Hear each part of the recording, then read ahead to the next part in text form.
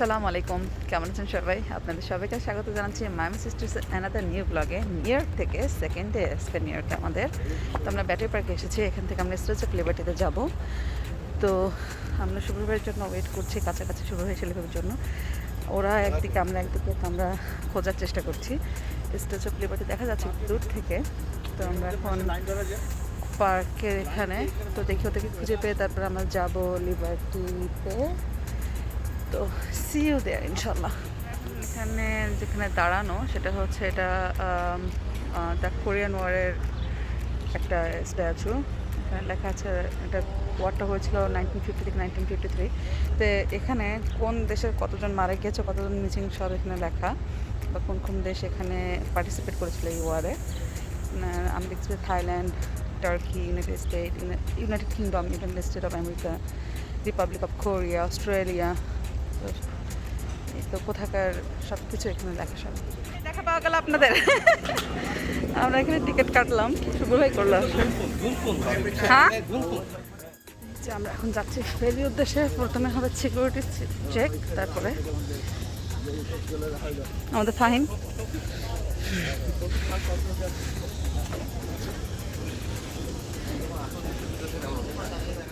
এয়ারপোর্টের মতো security check শেষ।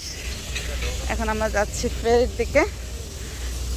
ওই যে দেখা যাচ্ছে স্ট্যাচু অফ লিবার্টিতে গেছি আমি 2009-এ, তখন ফারিয়া অনেক ছোট। তো এত ঠান্ডা ছিল মার্চের দিকে। তো ফারিয়া তখন বসেছিল 4 বছর, ওর জন্য একটা 12 বছর বয়সের জ্যাকেট কিনেছিলাম। সেই জ্যাকেটের মধ্যে তার শুধু নাকটা বের হয়েছিল যে নিঃশ্বাস নেওয়ার জন্য। তো এটা ওর মনেও নেই অত একটা। এবার এটা এখন ফারিয়া বড় হয়ে গেল, 16 বছর বয়স ফারিয়া এখন। তো এখন আমরা আসলাম ফাহিম, ফারিয়া, সবাই মিলে। তো ওয়েট করতে হবে ফেরির জন্য, যেটা দেখা যাচ্ছে অনেক লম্বা লাইন। যে ফেরিটা দাঁড়িয়ে ছিল সেটাতে আমরা উঠতে পারলাম। তখন একটা ফেরিতে আপনার ওরা নিয়ে যায় মানুষ একসঙ্গে 500 জন।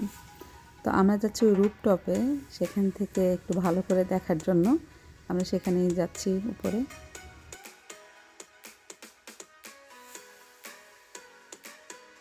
And aft on the second deck. আমরা সবাই রুফটপে বসলাম না, ওরা বসলো। তো আমি একটু ভিডিও করছিলাম দাঁড়িয়ে দাঁড়িয়ে। তো কিছুক্ষণ পরে মাউন্ট ভিতরে চলে গেল। এখানে যেমন রোদ তেমন বাতাস। তো কিন্তু ফেরির এই উপর থেকে ম্যানহাটনটা খুব সুন্দর দেখা যায়। তো সবাই এখানে কেউ সেলফি তুলছিল, কেউ ছবি তুলছিল, আর আমি করছিলাম ভিডিও। এই জায়গাটা খুব সুন্দর লাগছিল ফেরি থেকে দেখতে, একেবারে ক্যালেন্ডারের মতো বা ভিউকাটের মতো। দেখা মিলল ফেরি থেকে কিছুক্ষণ পরে স্ট্যাচু অফ লিবার্টির। একটা কথা বলে রাখি যে আপনারা যদি খুব সুন্দর ছবি চান যে পুরো স্ট্যাচু অফ লিবার্টিটার, তাহলে অবশ্যই ফেরি থেকে নেওয়ার চেষ্টা করবেন, কারণ কাছাকাছি গেলে ছবিটা কিন্তু অত ভালো পুরোটা আসে না। তো ফেরি থেকে নিলে আপনারা যে কোনো অ্যাঙ্গেলে খুব সুন্দর ছবি পেতে পারেন। ফেরি থেকে নেমে গেলাম আমরা। তো হেঁটে কিছু দূর যাওয়ার পরে ডান দিকে একটা, বাম দিকে একটা দিক। তো আমরা বাম দিকের দিকটাতে চলে আসলাম। তো এখানে ঢুকে এত সুন্দর ফুল, তো সেখানেই ছবি তোলাতুলি শুরু করে দিলাম। তো মাউন্ট বলে এখানে ছবি তুলছে কেন? আর এখানে হচ্ছে অডিও ট্যুর পিক আপ। এখান থেকে অডিও একটা থাকে ওদের রেডিওর মতো। তো সেখান থেকে আপনাদের ভাষায় পুরো স্ট্যাচু অফ লিবার্টি সম্পর্কে জানতে পারেন। সেখান থেকে আমরা গেলাম ডান দিকে, যেখানে স্ট্যাচু অফ লিবার্টি। আমরা চলে যাচ্ছি সেই দিকে। তো আমরা ভেবেছিলাম যে উপরে উঠবো, কিন্তু যেহেতু এটা পুরোপুরি সিঁড়ি দিয়ে উপরে উঠতে হবে, কোনো এলিভেটর নেই, তো সেক্ষেত্রে আর আমরা উপরে ওঠার কেউ সাহস করলাম না, তখন প্রচণ্ড রকম গরম। তো মানুষ দেখা যাচ্ছে, আমার খুব ইচ্ছা করছিল কিন্তু গরমের জন্য সাহস করলাম না। এই সাইডটা দিয়ে ভিতরে যেতে হয়, তো জাস্ট দেখেই গেলাম। আর আমরা এখানে যারা প্রফেশনাল ফটোগ্রাফার আছে তাদের কাছে আমরা কিছু ছবি উঠালাম। সেই ছবিগুলো ভীষণ সুন্দর এসেছে মাশাআল্লাহ।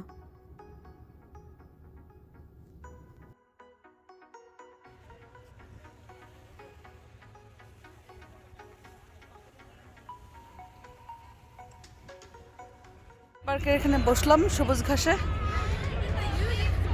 স্কুলে আমরা এরকম করে বসতাম ঘাসের উপরে, সুন্দর লাগতেছে। ছেলে বাবার ছবি তুলে দিচ্ছে, কি সুন্দর মাশাআল্লাহ। ব্রিজটা নেবে শুভ্র ভাই আর ফাহিম। আমরা আমাদের ছবিগুলি নেওয়ার জন্য গিফট শপের ভিতরে আসলাম। এখানে পে করে ছবিগুলি নিতে হবে। আর গিফট শপের ভিতরে প্রত্যেকটা জিনিস প্রচণ্ড রকম এক্সপেন্সিভ। আমার আলহামদুলিল্লাহ কিছু কিনতে হলো না, যেহেতু আগে এসেছি সেজন্য। তবে আমি বলবো আপনাদেরকে, যদি প্রথমবার এসে থাকেন আর খুব কিনতে ইচ্ছা করে, তবে ইচ্ছাটাকে দমিয়ে রেখে বাহির থেকে কিনুন, এখান থেকে না কিনে।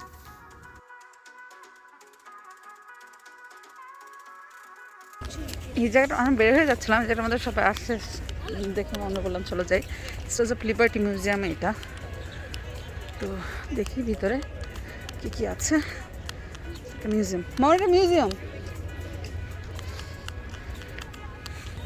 হ্যাঁ, খুব সুন্দর। আমরা ঢুকে যাচ্ছি লিবার্টি মিউজিয়ামের ভিতরে। তো এই মিউজিয়ামে ঢুকতে কোনো এক্সট্রা পে করতে হবে না আপনাদেরকে, জাস্ট ঘুরে ঘুরে দেখবেন সব কিছু। আর এখানে পুরো লিবার্টি হিস্ট্রিটা, কীভাবে লিবার্টি এখানে আসলো, কে দিল, কোথা থেকে আসলো, সব কিছু আছে। তো আমি পুরো ভিডিওটা করেছি, আশা করছি প্রথম থেকে শেষ পর্যন্ত ভিডিওটা দেখবেন যদি জানতে চান স্ট্যাচু অফ লিবার্টির পুরো হিস্ট্রিটা। আর এটা এভরি 3 মিনিটসে হয়, আমরা না বুঝেই ঢুকে যেতে নিয়েছিলাম। তো ওরা বললো যে না, you have to wait 3 minutes. তো আমাদের 3 মিনিটস অলমোস্ট ডান। আমরা এখন ভিতরে ঢুকে যাচ্ছি, পুরো হিস্ট্রিটা দেখব।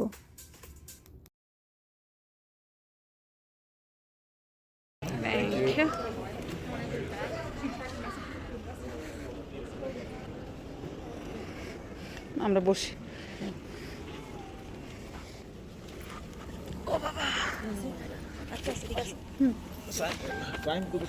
And a great admirer of American liberty, is inspired by news that slavery in the United States has been abolished. The Civil War is over. To Laboulaye, it seems that finally America is fully committed to its founding ideals of human liberty and equality. Nearly a century earlier, France had been a crucial ally in America's war for independence, a war for the cause of liberty. He imagines a monument, a gift from the French people to commemorate that alliance and to celebrate America's progress toward liberty for all. With the fall of their own republic, the cause of liberty was faltering in France. Laboulaye hopes this gift will rouse a new call for democracy there. He shares his idea with a small group of colleagues and friends.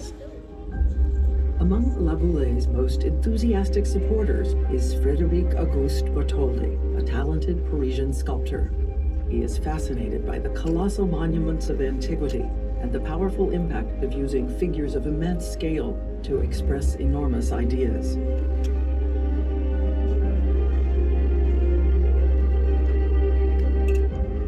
In 1871, Bartholdi crisscrosses America, gathering inspiration, discussing the project with publishers, politicians, and even President Ulysses S. Grant.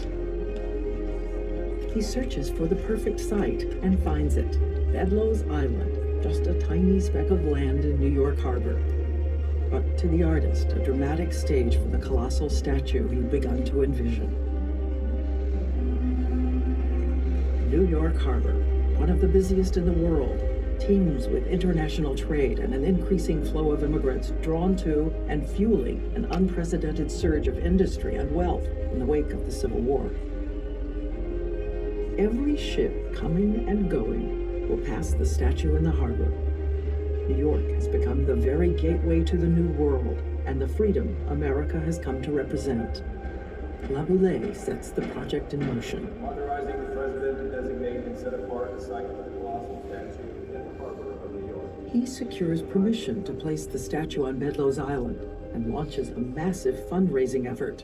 His plan calls for the people of France to donate the statue. Americans will provide a grand pedestal for the statue on the chosen site. Bartholdi spends years on the design. The ancient Roman goddess Libertas has long been used to personify the idea of liberty. But the idea of liberty is controversial in much of the world. It suggests violence and revolution. In the end, Bartholdi's vision transforms the goddess into a bearer of law and light. He calls his statue Liberty Enlightening the World. It is an immense idea, and in 1875 in Paris, Bartholdi begins to build an immense statue of the figure Liberty.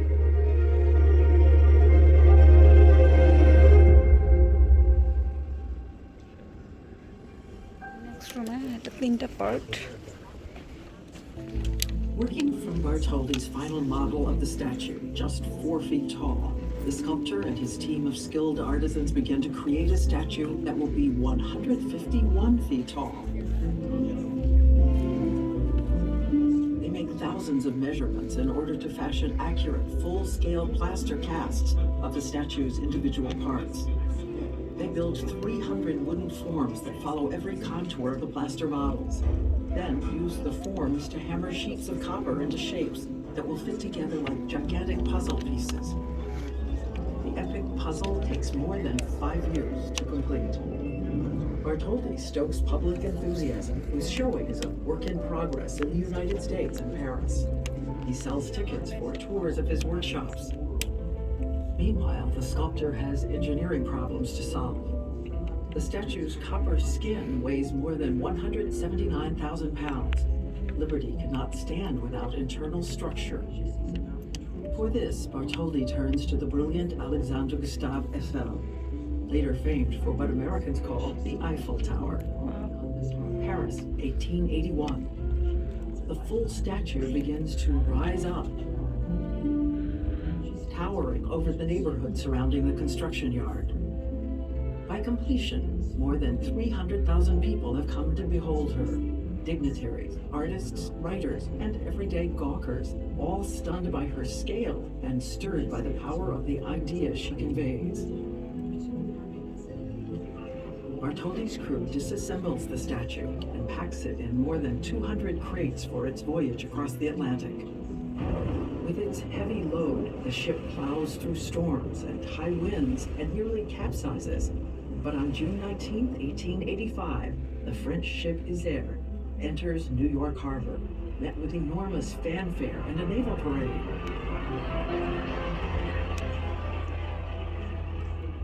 Over the next year, atop the new pedestal on Bedloe's Island, the statue rises again, now to an astounding 305.5 feet, from the ground to the top of her torch. October 28, 1886, America formally dedicates the Statue of Liberty.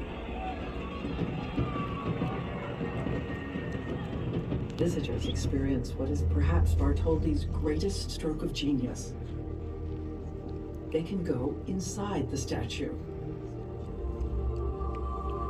Rising up through the structure, the statue is not just an engineering marvel, but an unforgettable metaphor for the dynamic and inspiring force of liberty.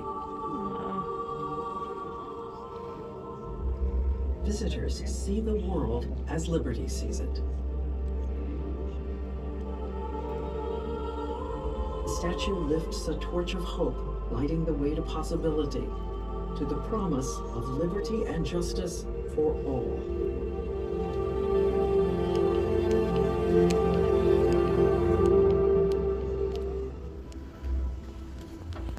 Like liberty itself, the statue began as the impulse of a human heart.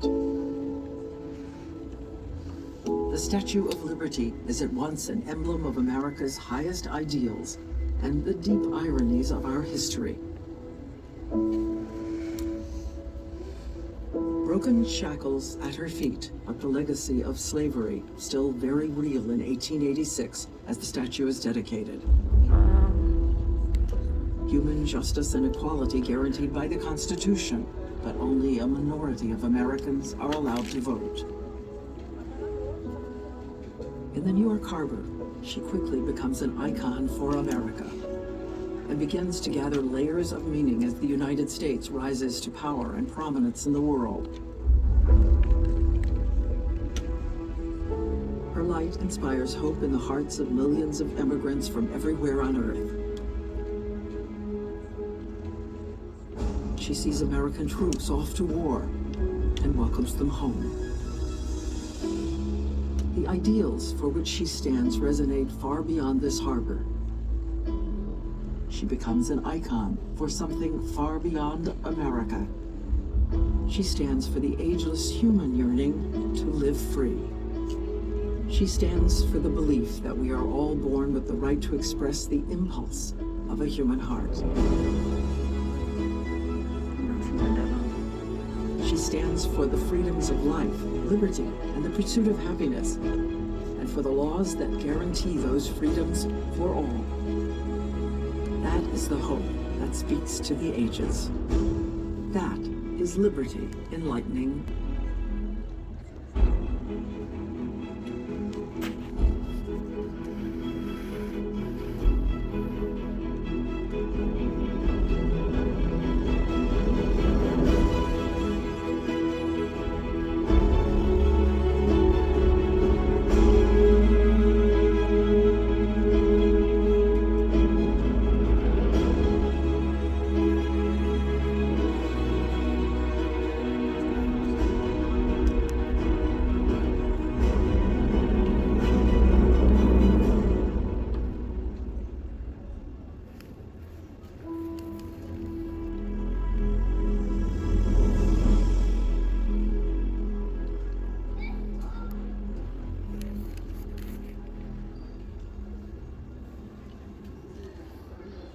আমরা ভিডিওটা দেখে বের হলাম, যেদিকে বের হলাম ওখানেই statue of লিবার্টির প্রত্যেকটা পার্ট আলাদা আলাদা করে রাখা আছে এবং পুরো স্ট্রাকচারটা দেয়া আছে।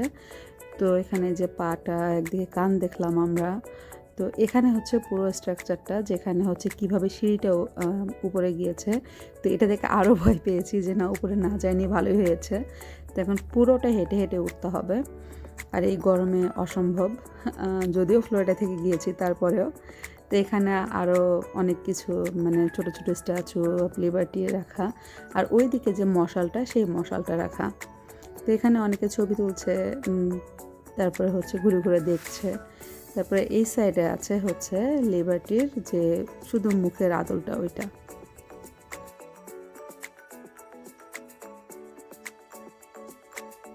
আমার ভিডিওটা দেখার পরে বের হয়ে উপরে আসলাম রুফটপে। এটা খুব সুন্দর, এখান থেকে খুব সুন্দর দেখা যায় চতুর্দিকে।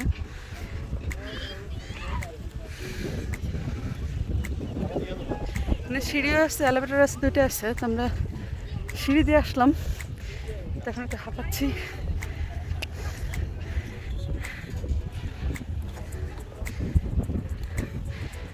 পুরো জায়গাটা যে ফেরি দিয়ে এসে এখান থেকে লেফটে হচ্ছে সোজা এসে লেফটে হচ্ছে এই জায়গাটা, মিউজিয়ামটা। আর রাইটে সেটা যে কোনো সামনে দিয়ে এসে রাইটে যান, আর ওখান থেকে সিঁড়ি থেকে নেমে রাইটে যান, যেদিকে যাবেন সেদিকে হচ্ছে এটা। তো এই যেখানে মানুষ দেখা যাচ্ছে, আমরা উঠলাম না, বিকজ সিঁড়ি দিয়ে উঠতে হবে। তো আমার কেউই উঠতে রাজি না, আমি আর একলা গেলাম না। এটা খুব সুন্দর, বাতাসের জন্য খুব ভালো লাগছে এখানে। আমরা হয়তো আরও এখানে কিছুক্ষণ ঘোরাঘুরি করে তারপরে চলে যাবে এখান থেকে।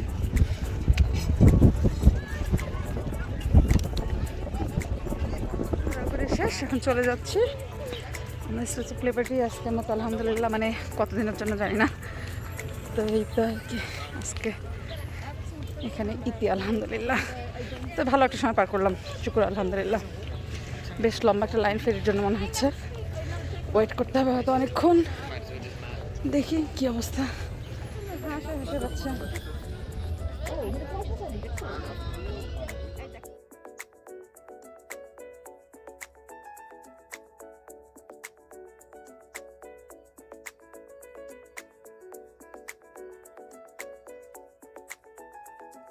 আমাদের নামার কথা ছিল ব্যাটারি পার্কে, আমরা নেমে গেছি ভুলে হচ্ছে এলিস আইল্যান্ডে। তো এখানে প্রায় 15-20 মিনিট দাঁড়িয়ে থাকে, প্রায় প্রচণ্ড গরম, রোদের তাপটা ছিল প্রচণ্ড খারাপ। তো আমরা এখন আবার উঠে যাব শিপে। এই শিপটা একটু ডিফারেন্ট, বেশ বড়ও লাগছে। তো প্রায় এরকম গরমে ঝলসে যাওয়ার পরে এখন এই ছিল আমাদের নিউ ইয়র্কের দ্বিতীয় দিনের প্রথম অংশটুকু। পরের অংশে আমরা যাচ্ছি ওয়ার্ল্ড ট্রেড সেন্টার এবং গ্রাউন্ড জিরোতে। দেখা হবে সেখানে। ভালো থাকবেন, আল্লাহ হাফেজ।